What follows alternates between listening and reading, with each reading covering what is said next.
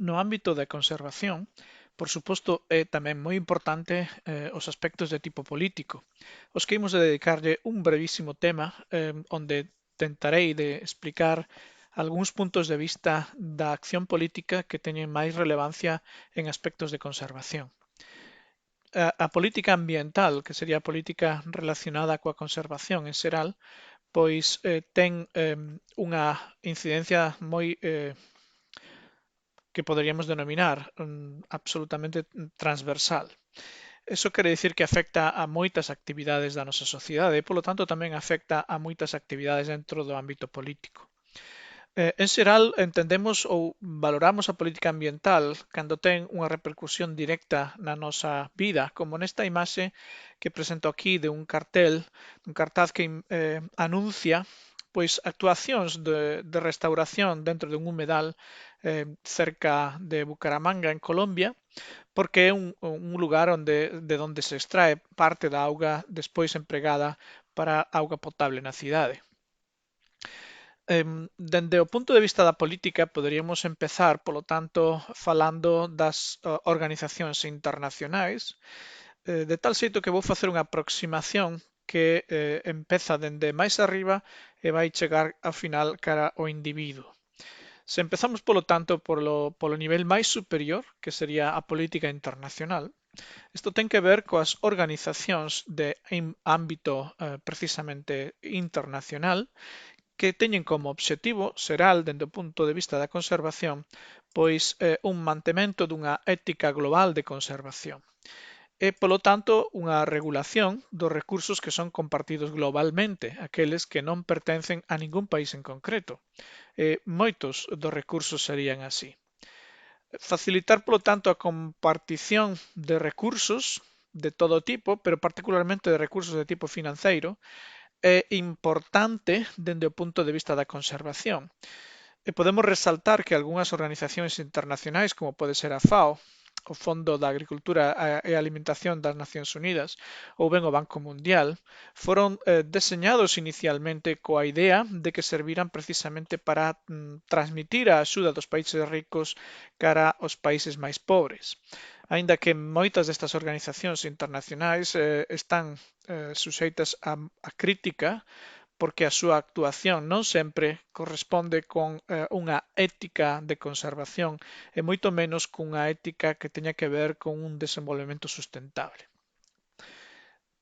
Facilitar a compartición de información é outra cuestión relevante que este tipo de organizacións poden e realizan, como pode ser centros de acumulación ou de almacenamento centralizado de información sobre conservación. Temos aquí o World Conservation Monitoring Center, aquí agora se pode ver a ligazón que nos leva a él, que é un centro creado pola ONU, polo Programa do Medio Ambiente, e tamén pois poderíamos falar da World Wildlife Fund, que temos aquí debaixo, que é unha organización non gubernamental internacional que vela pola conservación e pola xestión sustentable.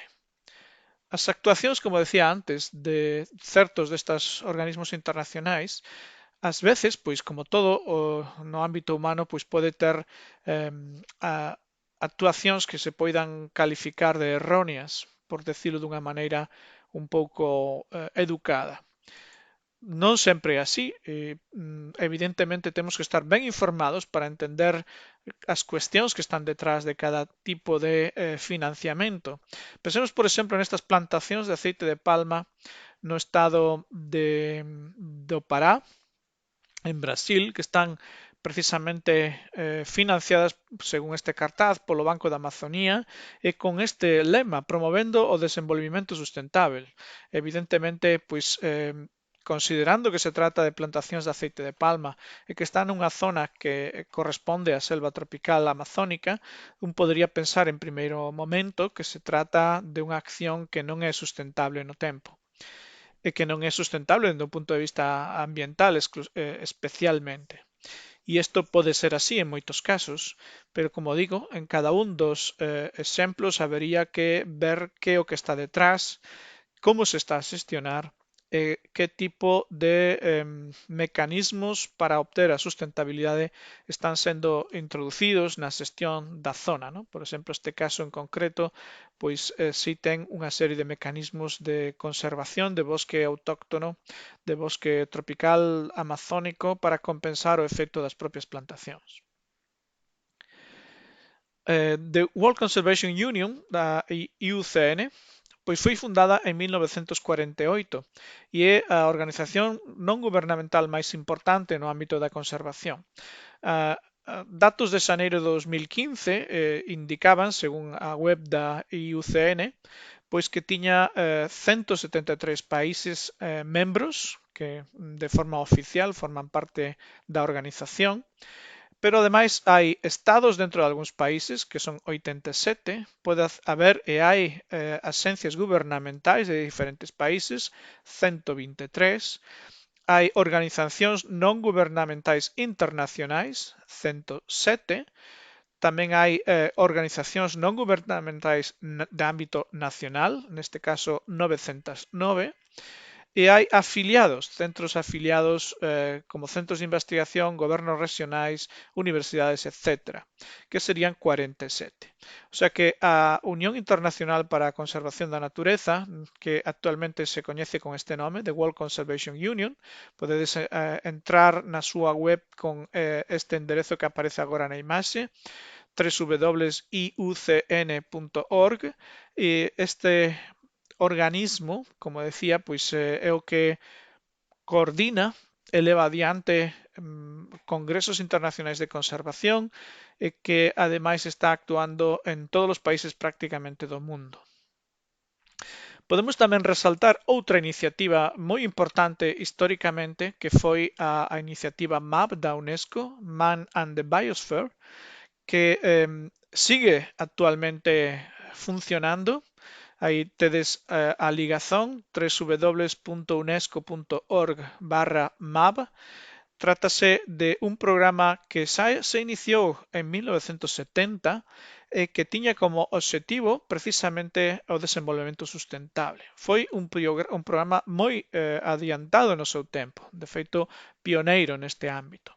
O obxectivo aparece aquí resaltado según os documentos da propia organización, que se trata, como vedes aí, de atopar unha forma dentro das ciencias sociais e naturais, é dicir, que inclúe unha aproximación multidisciplinar, para un uso racional e a conservación dos recursos da biosfera, de tal forma que se melloren as relacións globais entre a humanidade e o medio ambiente.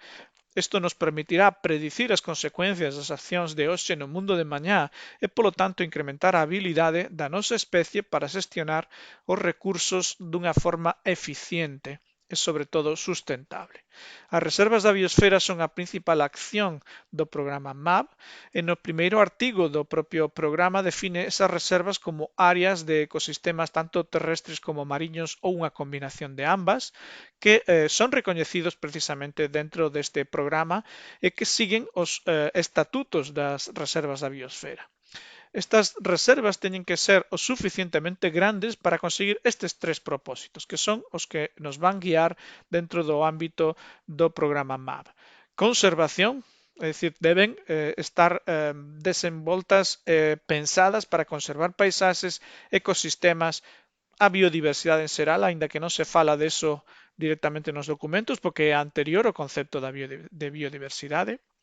Temos, ademais, que potenciar o desenvolvemento humano sostible. Isto é moi importante.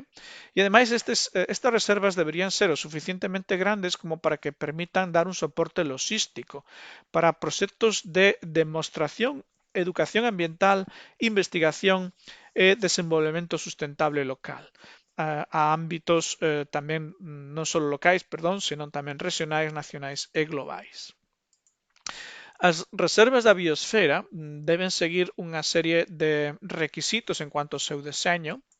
No artigo 4 se indica que deberían englobar un mosaico de sistemas ecolóxicos que sexa representativo da rexión bioxeográfica na que están. debe ser significativa para a conservación da biodiversidade e debe proporcionar unha oportunidade para explorar as formas de obter ese desenvolvemento sustentable na escala regional. E, polo tanto, un tamaño apropiado. Non pode ser unha reserva da biosfera un lugar demasiado pequeno porque non permitiría optar ás funcións que acabamos de comentar e que se indican no artigo número 3. Ademais, deben incluir estas funcións mediante unha zonificación que sexa o máis apropiada. E, de feito, o deseño dunha reserva de biosfera inclúe unha área central que sería a área núcleo para a conservación, onde os obxectivos de conservación son prioritarios. Esa sería a zona máis estricta dende un punto de vista da conservación. Teríamos, ademais, unha zona de amortecemento, de amortiguación dos impactos que poida haber fora da reserva, onde as actividades permitidas son aquelas que sexan claramente compatibles cos obxectivos de conservación da zona núcleo. E, finalmente, unha zona externa ou de transición onde as prácticas de xestión sustentable son as que se apoian e se desenvolven e se tentan de demostrar para que sexan empregadas polo resto da sociedade como exemplo. Ademais, débense proporcionar métodos para coenvolver precisamente as autoridades, comunidades e intereses privados no deseña e posta a punto das funcións desa reserva e debería procurarse que as actividades humanas que se xestionan na reserva teñan mecanismos de amortecemento, que haxa unha política ou un plano de xestión para esa área como reserva da biosfera. Por suposto, ten que haber unha autoridade que sexa designada como responsable da xestión da reserva e despois debería haber programas de investigación, seguimento, educación e formación. Como vedes nesta descripción das reservas da biosfera, pois se trata de un mecanismo de conservación que ten como objetivo prioritario e principal precisamente o que se chama desenvolvemento sustentable e, polo tanto, son un modelo a seguir en todo o mundo para mecanismos de conservación e, sobre todo, de reconciliación da actividade humana co funcionamento dos ecosistemas. En xaneiro de 2015 había 628 reservas en 119 países e aquí vedes o número declarado en cada ano dende 1976 ata 2014 e o número acumulado, que sigue crecendo actualmente. No ano 2003, o sea, isto é 2015, 628 reservas en 119 países. Sin embargo, en 2003 había solo 440 en 97 países. En aquel momento, curiosamente, España era o terceiro país con 26 reservas. Se nos comparamos con outros países europeos dun tamaño similar ou parecido, pois, por exemplo, Francia e Italia pois, teñan moitas menos reservas que España. España, dende este punto de vista, iso vemos en datos máis actualizados, pasamos a ser o segundo país en número de reservas do mundo, con 45 en xaneiro de 2015. O único país que nos supera é Estados Unidos de Norteamérica con 47 e temos por detrás México con 41 e a Federación Rusa con 41. Pero, dende logo, España está sobre representada porque as dimensións do noso país non teñen nada que ver coas de Estados Unidos, México ou Rusia, que son xigantescos comparados con o Estado español. Así que España optou de maneira moi clara polas reservas da biosfera dende o inicio do programa. É unha política prioritaria neste país e nos podemos comparar con Alemania con 15 reservas, Francia con 13 ou Italia con 10 ou o resto dos países, non sei, por exemplo, Brasil, que só ten 6, cando é un país gigantesco comparado con España. Non? E quero resaltar, por exemplo, países como Austria, Suecia ou o Reino Unido que só teñen 5 reservas. Xa en 2017 España pasara a 48 reservas, polo tanto estamos subindo aínda no número de reservas da biosfera. Estes son os países que menos reservas da biosfera teñen a xaneiro de 2015.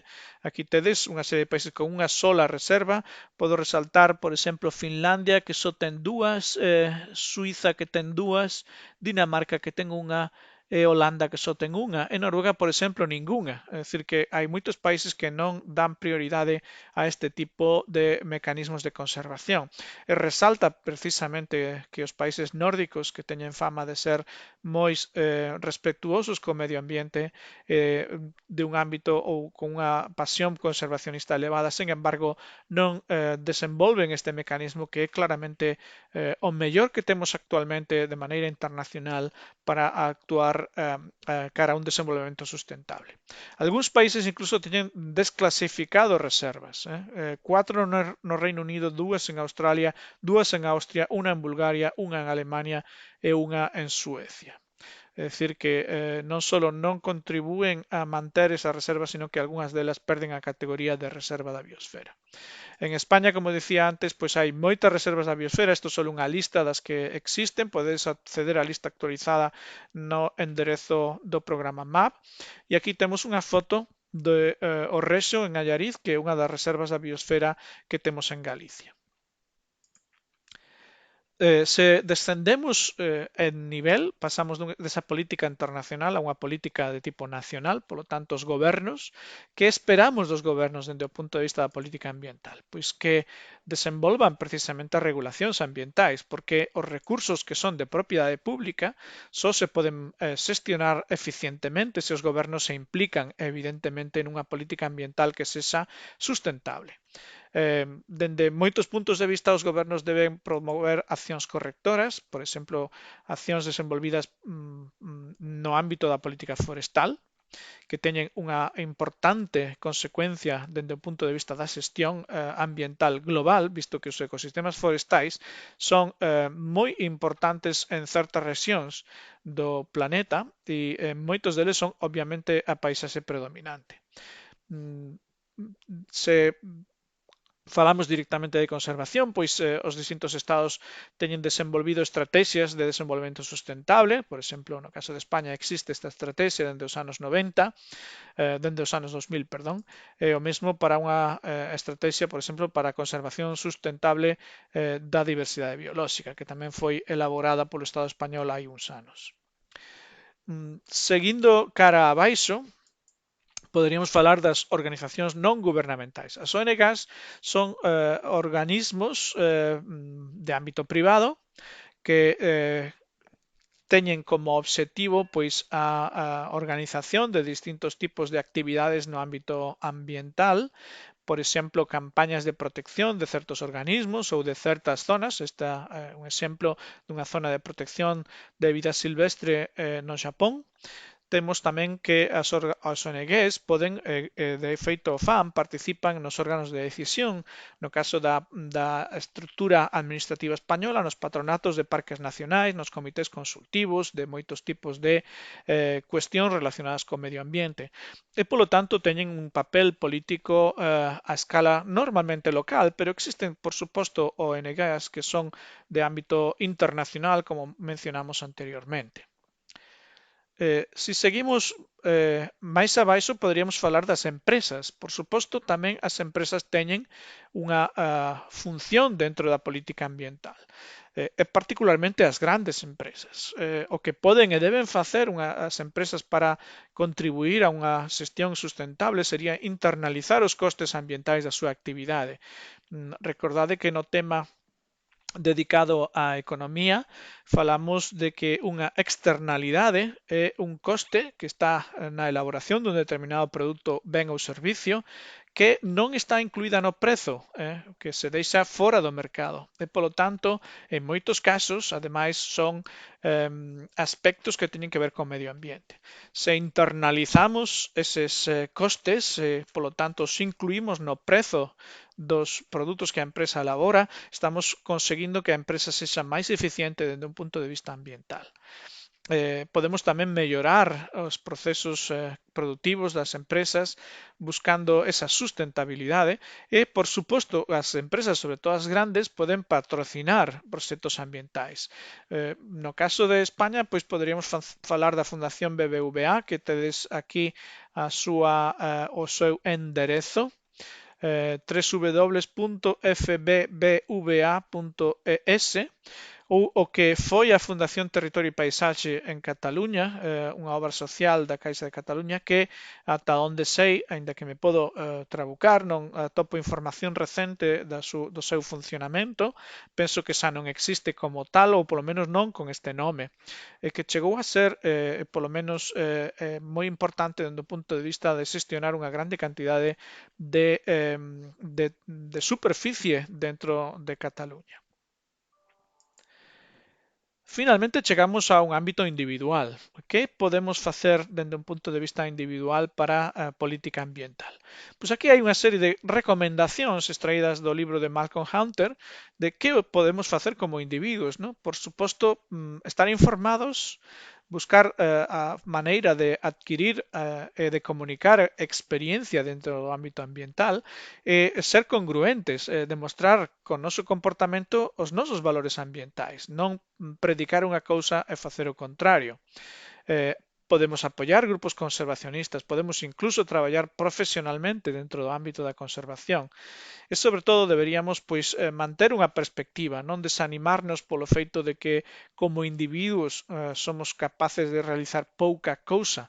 Hai moitos casos de accións individuais que evidentemente sirven como demostrativo poden atraer e poden conseguir cambios sustanciais no funcionamento social e, polo tanto, na política. É evidente que como individuos pois estamos moito máis por así decirlo, máis responsables aqueles que temos, por exemplo, o oso panda cerca, como podría ser este nativo da zona onde os osos viven, e unha persoa que está moito máis lonxe, que pode sempre este que leva unha camiseta con un oso panda, pois evidentemente ten moita menos responsabilidade sobre a conservación dos osos panda, pero tamén moito menos dereitos sobre como se debe xestionar ese ambiente, non? Entón, os individuos teremos máis ou menos responsabilidades en función do máis ou menos cerca que esteamos do problema ambiental en cuestión do que esteamos a falar. Esta foi, polo tanto, unha visión dende arriba cara abaixo de cuestións de política ambiental, dende os organismos internacionais hasta os individuos. Na segunda parte do tema, pois, imos ver algunhas cuestións relacionadas con a política ambiental xa dun modo máis xenérico, non? En primeiro lugar, poderíamos falar da relación entre política, conservación e ciencia, unha relación que é bastante complexa. Hai, en primeiro lugar, dificultades de comunicación entre a investigación científica en conservación e como se traslada eso cara a comunidade dos que teñen que tomar as decisións políticas, non? Aquí hai un chiste que presentan Metzo e Carroll no seu libro sobre precisamente o cambio global, non? O cambio climático, do que está dicindo o científico que aparece aquí, do que está pensando o político, perdón, do que está dicindo é do que está pensando realmente. Por exemplo, cando o científico lle dice que para o ano 2010, pensemos que estaba publicado en 1997, se iba a doblar a cantidade de dióxido de carbono na atmósfera, o político dice, pois sí, é moi interesante, pero en realidad está pensando que ten que levar o seu coche a un taller para ver que hai un ruido e que non lle está prestando atención, non? Bueno, este tipo de situacións son bastante comuns, lamentablemente, pero afortunadamente estamos aprendendo a comunicar mellor tanto os que estamos no ámbito da ciencia como aprendendo a captar mellor esas informacións por parte dos estamentos políticos e isto pois é necesario se queremos acadar unha sustentabilidade. En moitos países, incluído España, acabo de comprobar a organización ministerial creada en xaneiro de 2020, o último goberno do Estado español, non hai un ministerio que se chame así, Ministerio de Medio Ambiente, non? No caso dos Estados Unidos, esta era a estrutura do goberno de Estados Unidos no seu momento, os aspectos ambientais son, como vedes aquí, transversais, non están en ningún ministerio en concreto.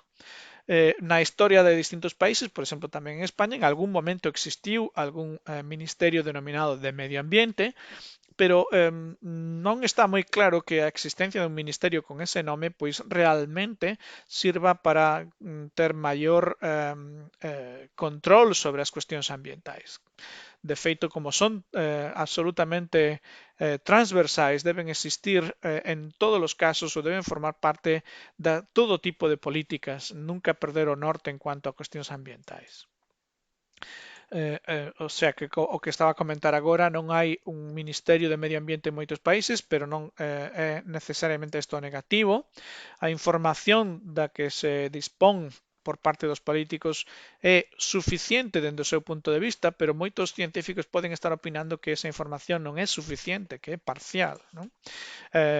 Se demanda por parte dos políticos pois unhas instruccións moi claras como unha receita de como facer algo, non? E eso non sempre é doado e por iso os científicos son reacios a proporcionar ese tipo de pequenas receitas de como solucionar un problema ambiental.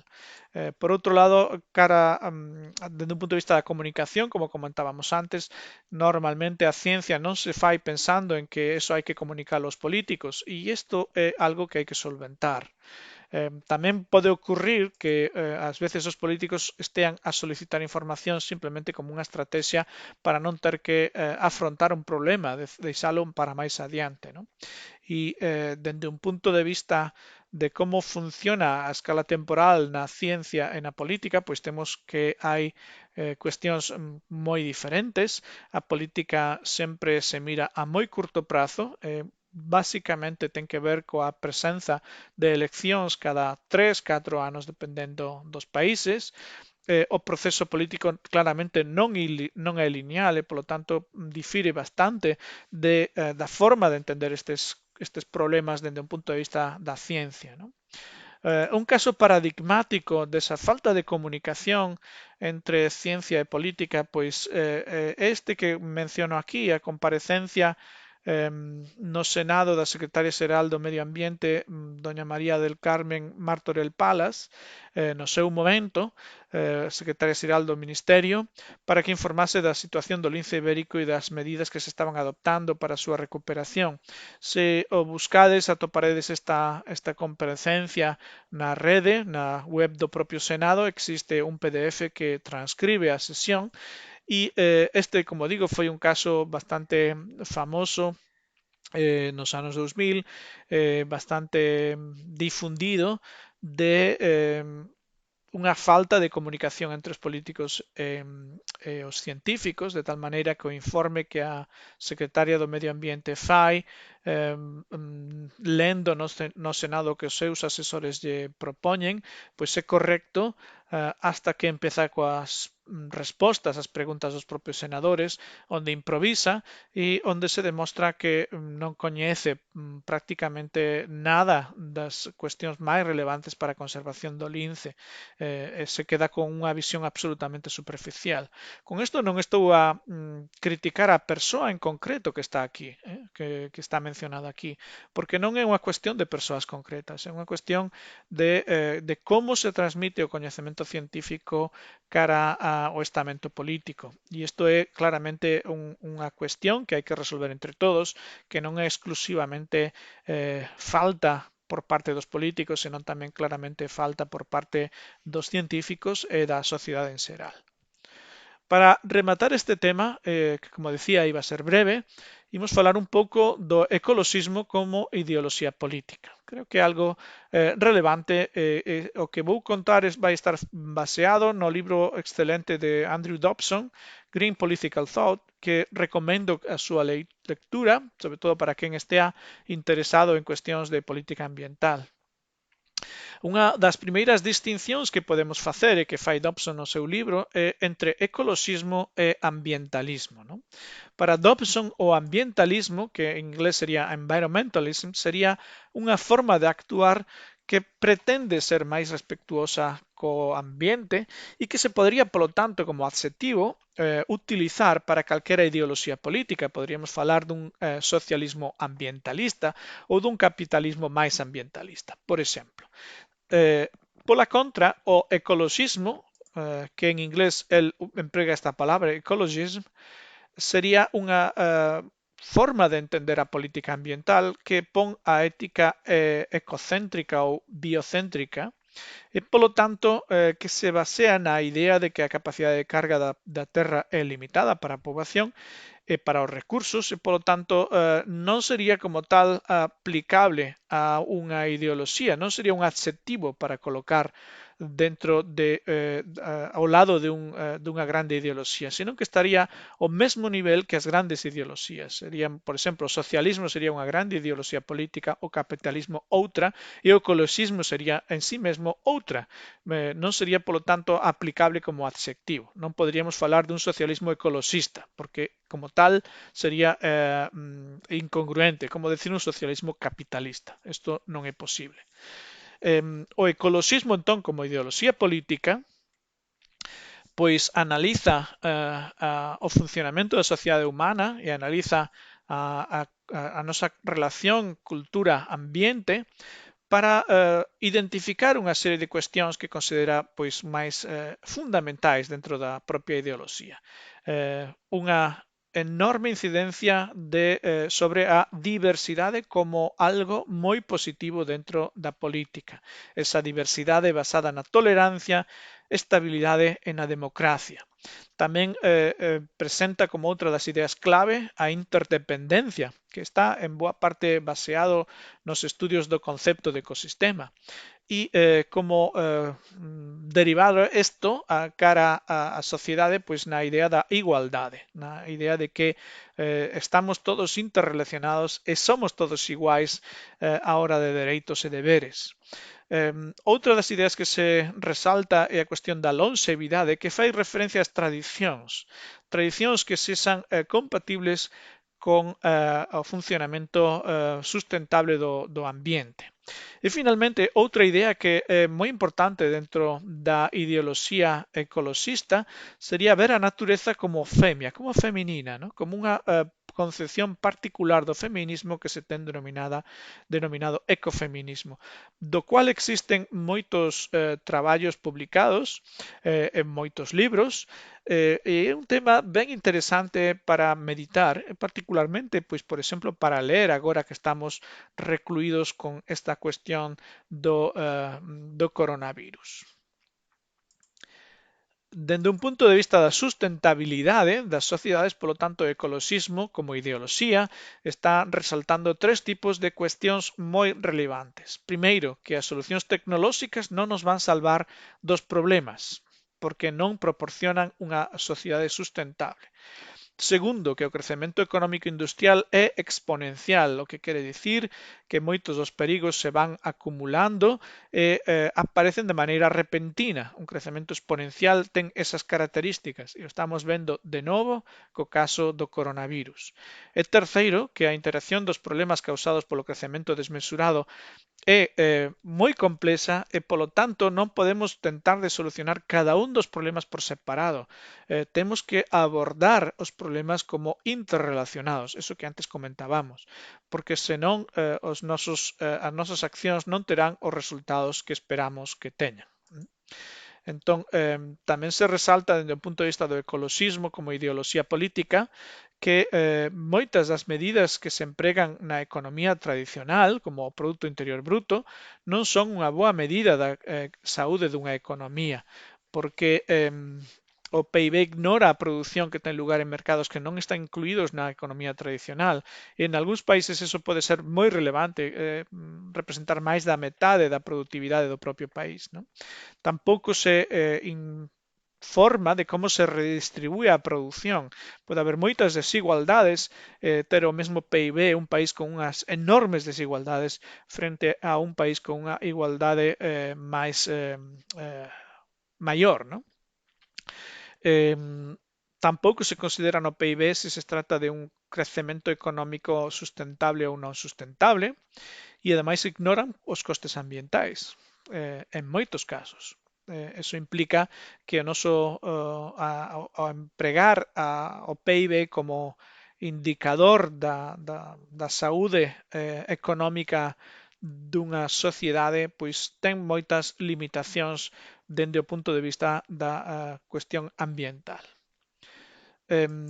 no propio libro de Dobson aparece este esquema do que sería unha ecoloxía socialista. Non imos discutir en detalle, entre outras cousas, porque o tamaño de letra non dá para ser leído con atención, pero simplemente era para mostrar algunhas dos esquemas conceptuais que se están barallando dentro desta ideoloxía ecoloxista como se contrapón con outro tipo de ideoloxías. Neste caso, por exemplo,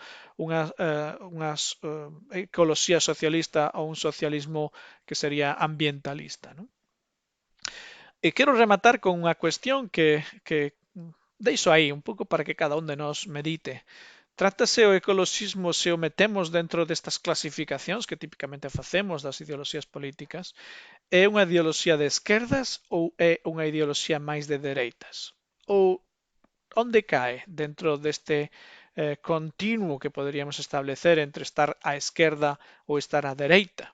Aquí vos deixo o emblema dun grupo importante dentro da historia da ecoloxía, do ecoloxismo americano, perdón, que son este grupo de Earth First, sin compromiso na defensa da Madre Terra, eh, e que é unha interesante aportación deste artigo de Seeger sobre Deep Ecology e ecofeminismo e unha caricatura do que sería o ambientalista radical ou ecologista radical completo, que podemos ver aquí con todas as súas características, incluído as moscas, ¿no? Que están rodeando por todas partes a este espécimen humano. Entón, pensade sobre isto, lede algo sobre Deep Ecology, ecofeminismo e outro tipo de movimentos que teñen algo que ver coa ecoloxía, pero solo algo que ver, que son evidentemente parte do ámbito da ideoloxía ecoloxista como parte da política. Rematamos, polo tanto, aquí este breve tema de cuestións políticas en conservación.